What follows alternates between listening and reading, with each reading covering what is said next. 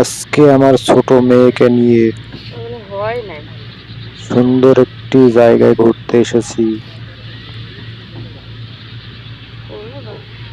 যেখানে আসতে পেরে আমার ছোট মেয়ে খুবই আনন্দিত।